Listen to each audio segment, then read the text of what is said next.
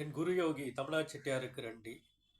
I am one with the infinite riches of my subconscious mind.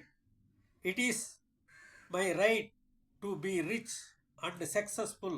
Money flows to me freely, copiously, and endlessly. I am forever conscious of my true worth.